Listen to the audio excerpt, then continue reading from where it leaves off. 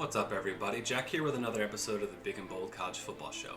It's going to be a short one today, so if you listened to my previous video, which I dropped this morning, I'm actually condensing this down to only a few things. So yesterday I recorded the news and notes and some of the surprises from last weekend's games. Dropped that this morning, and now today I'm going to give you the breakdown of the three biggest games from the weekend. They were the most impactful for their conferences and around college football. So all I ask is that you like the video and subscribe to the channel if you'd like to follow me in this little journey I've got going on of this college football show. So I'm going to start with Iowa at Iowa State. That was my game of the week, one that I've been really excited for. And it didn't go at all as I expected. Watching Iowa dominate Indiana the previous week, they were really on a very high momentum swing. They were coming in at 10th in the country. They had an incredible defensive performance. But they're going on the road to the best Iowa State team that we've really ever seen.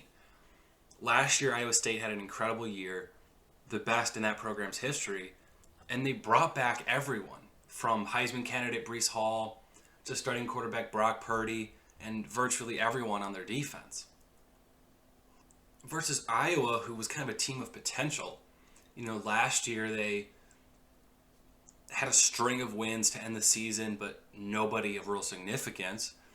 And they beat an Indiana team who themselves had an incredible year last year, but that was the best that program's seen in a very long time. So was that a legitimate team, or was it just because of a COVID year, where there was a lot of weirdness surrounding the season? But Iowa goes out on the road into a hostile Iowa State environment. First time that we've seen these two matched up in a top 10 matchup.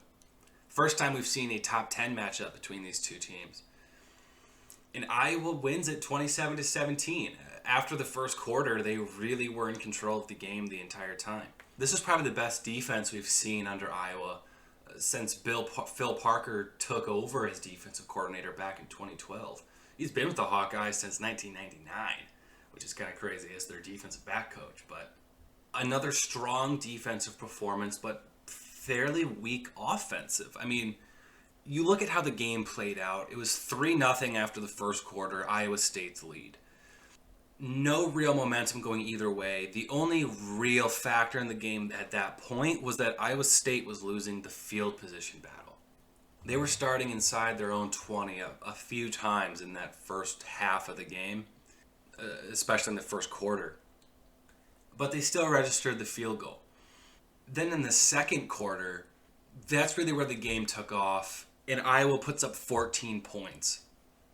It's a 14-10 game. Breece Hall puts them in the end zone. We have a good game going. 14-10. It's anybody's ball game at this point.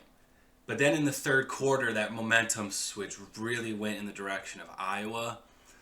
And something that really put them back, I think, had to be the fumble from Breece Hall that resulted in a scoop and score touchdown for Iowa. That's probably the most significant moment from the game that really turned the tide of this ball game. And Iowa gets a field goal, and next thing you know, it's 24-10, and Iowa State having a really hard time getting back. The most significant individual stat had to be Brock Purdy's 3 interceptions on the game. Throwing 3 interceptions and losing that turnover battle seriously hurt the team.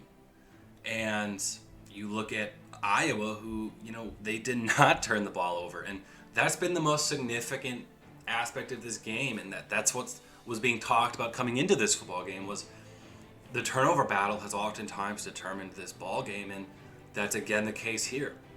Iowa was able to pick Brock Purdy off multiple times. Early into the game, he tries the Iowa secondary for the first time. He goes deep on a one-on-one, and he throws the ball late, and it gets picked off by an Iowa defender. So ultimately, not the most exciting game. Again, it was 24-10, and Iowa was not able to move the football. So Matt Campbell makes the decision. He sits Brock Purdy and puts in Hunter Deckers, who was actually a 4-star out of their 2020 class, a lefty at that, out of the state of Iowa. And I think that people were a little surprised at the decision to sit the starting quarterback for Iowa State. Like, Brock Purdy's the guy, right? And yet Matt Campbell made that decision to bench him and go with Hunter Deckers. I think that there are multiple reasons why that happened. For one, Brock Purdy was not playing a good football game, and he wasn't bringing them back. Now, when Deckers came into the game, he actually looked pretty good. He connected with Milton on a touchdown, ended the game 11 for 16 for 114 and a touchdown. Now, this doesn't make for a quarterback controversy or anything, but not to mention Iowa was in pretty firm control of the game at that point, so scoring touchdowns in garbage time only means so much. Hunter Deckers is the future of the quarterback position for them, so I understand Matt Campbell wanting to put him on the field, see what he can do against Iowa. That makes me wonder, does Matt Campbell intend to stay at Iowa State longer than just this season? You know, they brought everybody back from last year, so it's understandable that he wanted to return. But if he thinks that Hunter Deckers is legit and he's a quality replacement or improvement over Brock Purdy next year, is he going to try to return and continue on his success at Iowa State?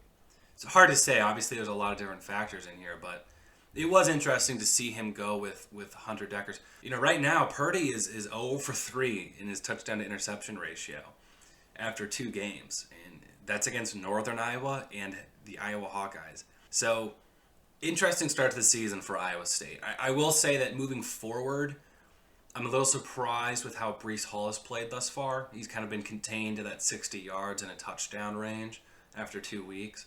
They're going to have to get him moving on the ground because the offense doesn't function very well without him running the football effectively. I think they're going to rebound. I had them as my pick to win the Big 12 over Oklahoma. Now they're making me a little nervous. The defense played relatively well. I mean, Will McDonald looked very good. He had a sack and a half and 1.5 tackles for loss. And when you look at Iowa, again, this was a game where they didn't offensively impress. This was all defensive. Spencer Petras had some really good throws in the game. I mean, he stood in the pocket with heat coming in his face and delivered the football on big throws when he needed to. But he was still only 11 for 21, 106 yards and a touchdown on the game. And then you look at Tyler Goodson at running back, was 21 for 55. That's only 2.5 yards a carry. But he himself also had a rushing touchdown in this game. So that's 2 weeks in a row where Iowa offensively put very little up through the air or the ground and was able to notch out a win against a top 25 team. I mean, they've now beat a 17th ranked Indiana and a 9th ranked Iowa State. So they're going to be moving up the board. I believe that when I just checked what the updated AP poll was, they've got Iowa at 5. So that's really high. This is the highest Iowa's been in the AP poll since 2002. And that was an 11-win season for Iowa way back then. So we'll see what this year holds for them. But defensively, playing very good football. And what makes it even more impressive is the fact that they had to replace Big Ten Defensive Player of the Year Davion Nixon from their defensive line. And they're still playing great football. But you've got Jack Campbell at linebacker, Zach Van Valkenburg at defensive end. And their secondary is playing, I think, above their skill level. No offense to the Iowa secondary. Now let's move on to the next game. So when you look at the weekend of picks that I made, I got like 80% of them correct. But I missed on some big ones. I did not hit on that Iowa State game. And I missed on this one in a big way. 12th ranked Oregon goes on the road to Columbus, Ohio to play 3rd ranked Ohio State. Meanwhile, Oregon struggled against Fresno State at home in week 1.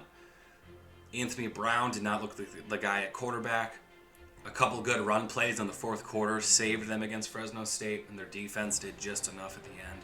No one expects them to go on the road to a better recruited Ohio State team in Columbus and beat Ohio State, but boy did they. They win the game 35-28. Now in the 4th quarter, I got a little nervous for Oregon. But after 3 quarters of ball, this was 28-14 ball game. After the first half, it was 14-7. At the end of the day, Oregon also was able to do this without two of their best defensive players in their front seven, Justin Flo and Kayvon Thibodeau. But they ended up pulling off the game. Anthony Brown, 236 and 2 touchdowns through the air. He also had 65 yards on the ground. So he, quite frankly, gave them the exact type of performance that they would want. They didn't need him to dominate the Buckeyes. But what he did do was complete those throws that he needed to complete. He converted third downs for them in key moments.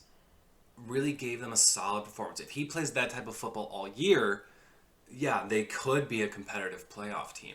I don't know if he will, but we'll see. I'm not a believer in Anthony Brown, but you know what? He just got the biggest win of his career, and this is one of the biggest wins in Mario Cristobal's career at Oregon, if you ask me. Bigger than beating Wisconsin in the Rose Bowl in 2019, quite frankly. This was a huge win for them. They threw themselves from 12th all the way up to the 4th-ranked team in the country with this win. So they're officially in that playoff race. I mean, once you crack the top 4 or 5 teams, the rest of your season has to be geared towards playoff. You know, no excuses. You've made it into that top 4. Finish off the rest of the season strong.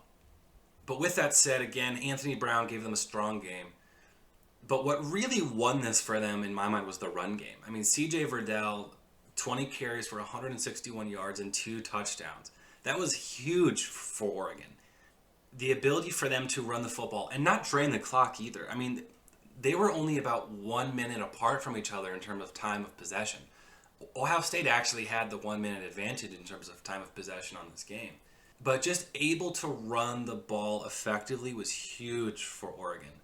And Travis Dye, 8 carries for 43 yards and a touchdown himself. So at the end of the game, 38 carries for 269 yards and 3 touchdowns. That's what won them this football game. And Verdell was able to pull off a receiving touchdown in this game. So he, to me, is a fantastic impact player for their offense in a way that, you know, I would compare to Blake Corum for Michigan. You know, I've talked about him before on my Michigan episodes of the show. You know, C.J. Verdell was their leading receiver. And the crazy thing about their passing game is they hit 11 different guys with passes. I mean, and nobody eclipsed 2 receptions except for C.J. Verdell. And that was with 3 for 34 and a touchdown, like I said. Defensively, they did exactly what they needed to do. Mikael Wright, I've talked about him before in Oregon secondary. I think he's a really underrated player. He led the team with 10 tackles. Noah Sewell, Penei Sewell's brother at Oregon. If you recall, Penei Sewell's name, plays tackle for the Detroit Lions. Was drafted 7th overall. His brother there, Noah Sewell, 7 tackles on the game. Really impressive performance by Oregon. And no, you know, Ohio State didn't just throw the game, but they did have some significant issues. I don't think that this is all on Oregon's successes. Some of this has to do with Ohio State's failures. One having to be penalties. Ohio State was fairly penalized in this game. 8 for 71 yards. I mean, that's very significant. You're giving up almost the entire field there on 8 penalties. So that hurt them quite a lot. C.J. Stroud played a strong game. He just wasn't on target. A little ineffective. But he was 35 for 54, over 484 yards and 3 touchdowns. But he did throw a pick at the end of the game, kind of sealed the deal for Oregon to win the ball game. But Ohio State scored 14 in the 4th quarter, and I thought Ohio State was about to come back. But again, that pick kind of sealed things for them. The real issue here is their defense. Yeah, you know, C.J. Stroud is a young quarterback, and he's going to get better. I thought their run game could have been a bit better, but, you know, Williams went for 77 yards. He had 5.5 yards a carry. Travion Henderson saw the field, 12 for 54, so not bad at all. The talented young freshman. But the real story here is Kerry Coombs, right? He is the current defensive coordinator for Ohio State. Took over last year as their defensive coordinator and defensive back coach. Then starting this season, strictly their defensive coordinator. Has a lot of history as a defensive coach. Really bad start for for him as the Ohio State defensive coordinator. You know, last year, Ohio State's defense was not their best, but this season off to a very bad start, especially with their run defense. I mean, last week we saw Mohamed Ibrahim go for over 160 yards and 2 scores on Ohio State. And he got hurt, I think, in the third quarter of that game. Then C.J. Verdell goes for 160 yards and 2 touchdowns on the ground. Anthony Brown is not a great quarterback. He had a very strong performance for them. So Ohio State defensively, they really need to figure it out. And when you look at a defense that has big names like Zach Harrison, Haskell Garrett, Tariq Smith, I don't think that they should be struggling quite like they have. But, you know, in truth, in recent NFL drafts, we've seen some really impressive Ohio State defenders leave for the NFL. And it was up to Ryan Day to replace those guys, right? I've talked about that in the past where, you know, we saw Urban Meyer do it, and now it's time for Ryan Day to do it. When, you know, you have to replace Jeffrey Okudah, Chase Young, Pete Werner at linebacker, Damon Arnett, Davon Hamilton, several defensive players all across their defense. And replacing those guys can be a challenge. And I think right now, Ohio State is feeling that. You know, we all understood that it might be difficult to replace guys like Trey Sermon at running back, Justin Fields at quarterback, but we didn't talk quite as much about the defense and how it may be a challenge for them to be the type of defense they have been in the past. And that so far looks like their Achilles heel is that defense right now, especially their run defense. Because C.J. Stroud is playing good football, but he looks like a young player that's making his second start. Their run game should be solid because they have a good offensive line and talented backs. But Ohio State's going to need to figure it out the rest of the season. You know, I mean, Penn State is a top 10 team right now. Michigan's run game is the best in the Big Ten. They're going to have to really fix the defense. And people are already calling for Kerry Coombs to get fired after a couple games this year. They weren't blown away by him last year, but so far he's really disappointed this season at defensive coordinator for the Buckeyes. But hey, there's a standard of excellence with that program right now. And that happens when you go from Jim Tressel to Urban Meyer to the success Ryan Day has had. Moving forward, you know, Oregon is the team to beat in the Pac-12. Obviously, USC just fired Clay Helton. I thought Oregon might disappoint this season, but so far they're riding high and they're the 4th-ranked team on the country. So I might have been a little off base when it comes to Oregon. We'll see.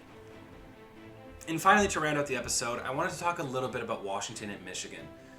I broke the game down in one of my other videos. I gave it its own overview for my Wolverine fans out there. So if you want a real breakdown of the game, check that video out.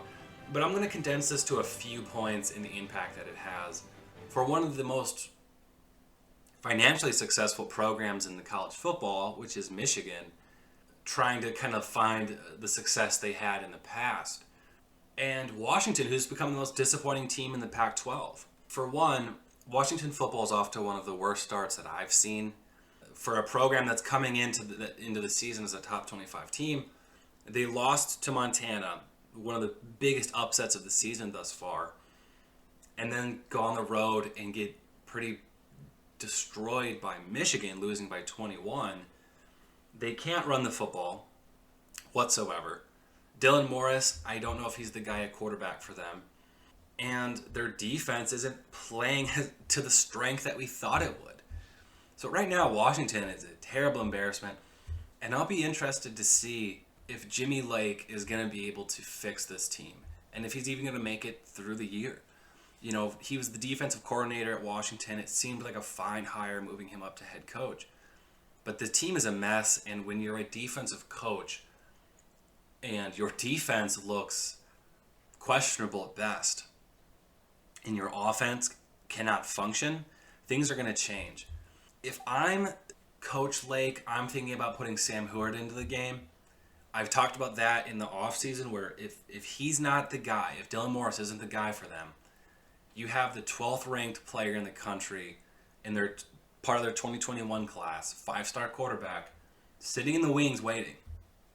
I wonder if they blow this up and almost pin this on Dylan Morris a little bit and see if getting that getting some more youth on the field may be able to fix the offense. But I don't know if Jimmy Lake's going to finish the year, so I would expect a head coaching vacancy to be created here pretty soon. And as for Michigan, again, they got the best run game in the Big Ten right now. I was impressed with Michigan's run game a couple weeks ago when they beat Western. But last weekend, when Blake Corum went for 170 yards and 3 touchdowns, and Hassan Haskins went for 155 yards and a touchdown, that's absolutely insane. I mean, they've got the best run game in the Big Ten, and they've most certainly crafted an identity. I mean, they want to run the football. They want to run it a lot with up-tempo and just pound the rock, and I like that. They want to get at you with creative blitzes. They've got one of the best defensive ends in the country in Aiden Hutchinson to do that with, and some other elite potential defenders. Josh Ross and Daxton Hill. You know, you guys should probably remember these names if you're not a big follower of Michigan football. But give them credit for trying to craft an identity and creating a new culture at Michigan. And the biggest takeaway from this game was really I talk about kind of creating a culture and an identity, but they chose this as a maze-out, and they did it in a night game. And they want to show the country on a national scale, hey, this is Michigan football now. They have a youthful coaching staff. They have a new look offense, a brand new looking defense. They want to show off this team, and that's what they want to be. And they did it in dominant fashion against a legitimate Washington program who's off to a pretty rough start. And it's going to help with recruiting. I think kids like to see this. You know, these young athletes like to see a program with youthful vigor and a clear identity of what they want their program to be now. You know, yesterday's Michigan is what it was. 2020 was an embarrassment. 2019 wasn't the year we were hoping it would be. But this is 2021. This is the new Michigan football. And when it comes to, a big name recruit, Damani Jackson, he's the 5th ranked player in the country for the 2022 class, 5-star corner out of the state of California, currently committed to USC. But as I talked about in my last video, Clay Helton has been fired from USC. Damani Jackson, he was in Ann Arbor for the Washington game. It was a massive recruiting weekend for them. And he's friends with Will Johnson, current 5-star corner commit to the University of Michigan. So Michigan could create one of the best recruiting classes in the country if they're able to pair 5-star Will Johnson with 5-star Damani Jackson. Not to mention 5-star tackle Josh Connerly was at the game, who is from the state of Washington. So Michigan's gaining momentum with 2 5-stars. They've already got 1 committed to their class. You talk about wanting to beat Ohio State and be a premier program in the Big Ten. It's possible again for Michigan with recruits like these coming into the program. Added elite running back Donovan Edwards. You've added elite quarterback J.J. McCarthy. Now, I'm not trying to make this a Michigan episode. My fan in me is just coming out right now. But that's why this game was so significant for the Wolverines, and that's why I think fans of college football or the Big Ten should make note of this, is because this is a much more impactful game for the Wolverines than just winning a game against Washington. That's why college football is so fun, is because there's a lot of connotations surrounding games, and there's a lot more going on behind the scenes than people realize. But with that, I wanted to cover those 3 big games from the weekend. If you wanted to hear about some more, check out my last episode. I talk about some upsets, and I talk about some close games. So thanks for listening, everybody. I still have my preview coming up for this upcoming weekend. I'm going to talk about a few games that we have going on this Saturday. Meanwhile, if you're a Wolverine fan, I have my preview coming up for the weekend. Just to give an update for how the next week of episodes is going to look, I'm going to try to condense my Michigan overview of the previous weekend and Michigan preview into one episode. So I'll be discussing the Northern Illinois game and the upcoming Rutgers game in one episode next week. And then ideally I would be able to condense my preview for the upcoming weekend and overview of the previous weekend for college football as a whole into one episode as well. Because next week I'm going to do a bit of a vibe check, right? After 3 weeks of football, 1/4 of the way into the season, where are we at right now in the sport, right? How are things looking for college football? What overall, mood are we in? So that's going to be sort of my 3 episodes next week. So I've changed up a little bit how I've been delivering episodes. I'm still figuring out how I like to deliver content to you guys. But that's the plan for next week. So expect 3 episodes, a Michigan preview and overview, a college football preview and overview, and my sort of vibe check for the first 3 weeks of football. So thanks for listening, everybody. Let me know how you felt about these games. Is Ohio State in trouble? Is Oregon a legitimate playoff team? We'll see.